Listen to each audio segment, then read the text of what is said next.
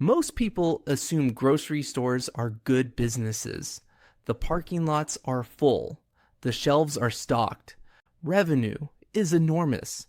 In the United States, grocery stores sell well over $1 trillion of food each year.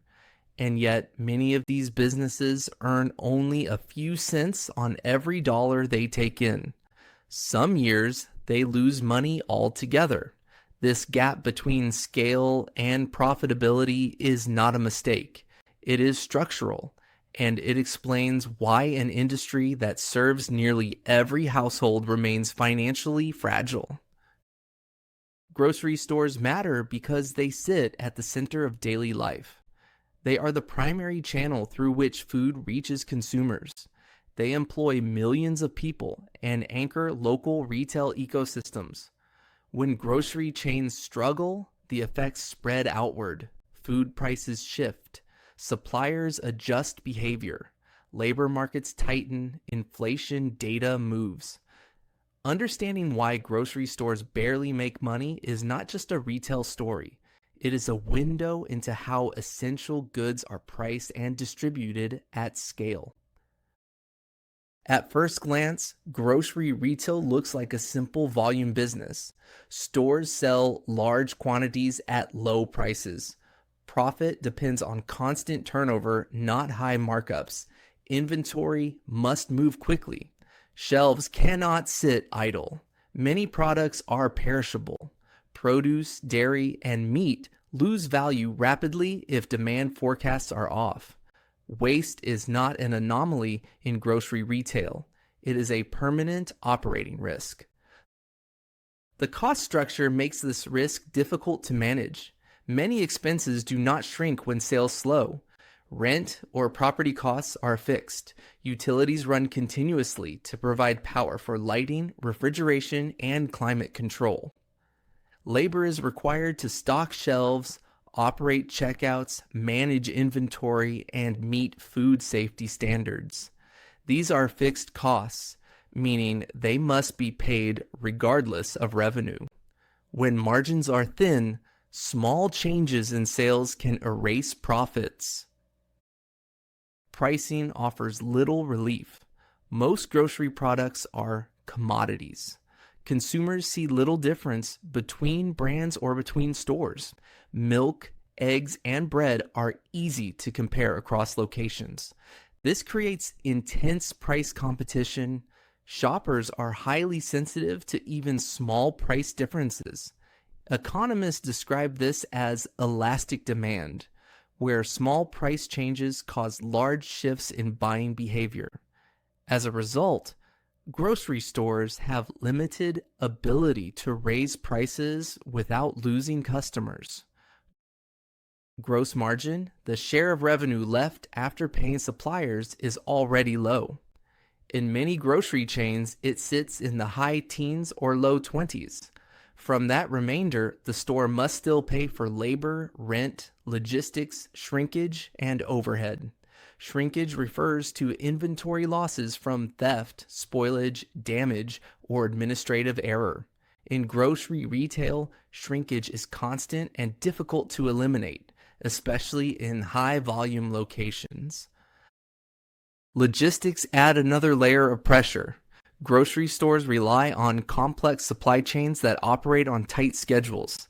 Delays, weather events, and fuel price swings can raise costs quickly.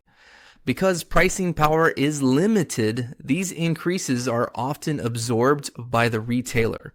Over time, this further compresses margins. These dynamics become clearer when looking at a large operator like Kroger. Kroger runs thousands of stores and generates over $100 billion in annual revenue. On the surface, it appears dominant, but its net profit margin, the percentage of revenue left after all expenses, typically sits around 1 to 2% in strong years. In weaker years, it approaches zero. Scale gives Kroger purchasing power and distribution advantages. It also increases complexity. Thousands of locations mean thousands of labor markets. regulatory environments, and local demand patterns. Small inefficiencies multiplied across the network become significant. A modest rise in wages, fuel costs, or supplier prices can materially affect earnings. Competition intensified as big box retailers expanded into groceries. Companies like Walmart treated food as a traffic driver rather than a profit center. Groceries pulled customers into stores where higher margin items made up the difference. This allowed aggressive pricing that traditional grocery chains could not easily match. The result was sustained pressure on margins across the industry. The rise of online grocery added another challenge. While still a minority of total sales, it changed consumer expectations around convenience and price transparency. Meeting those expectations requires investment in technology, fulfillment, and delivery. These systems add cost. In many cases, online orders are less profitable than in-store purchases. Retailers still offer them because opting out would risk losing customers entirely. Kroger responded with private label brands, data analytics, and automation. Private label products carry higher margins than national brands. Better forecasting reduces waste. Automation lowers long-term labor costs. These efforts help stabilize performance. They do not transform the economics. Even with optimization, profitability remains limited. The broader lesson extends beyond grocery stores. Scale does not guarantee profits. In industries with undifferentiated products, price-sensitive customers, and high fixed costs, competition pushes margins toward the floor. Survival depends on efficiency and discipline, not on exceptional returns. This is why consolidation is common. Mergers promise cost savings and purchasing leverage. They rarely produce large margin expansion. More often, they help companies remain viable rather than fundamentally more profitable. Grocery retail also highlights a deeper tension. The industry performs an essential function yet operates close to break even. Consumers expect low prices and full shelves. Retailers face rising costs with little room to adjust. When disruptions occur, stores must absorb the impact or risk losing customers. In the end, grocery stores barely make money, not because they are poorly managed, but because the structure of the industry leaves little margin for error. High fixed costs, intense competition, perishable inventory, and limited pricing power combine to constrain profits. Success is measured by consistency and resilience.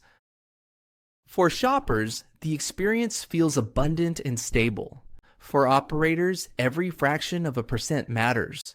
Grocery retail is a business built on volume and precision, where staying profitable means avoiding mistakes more than chasing growth.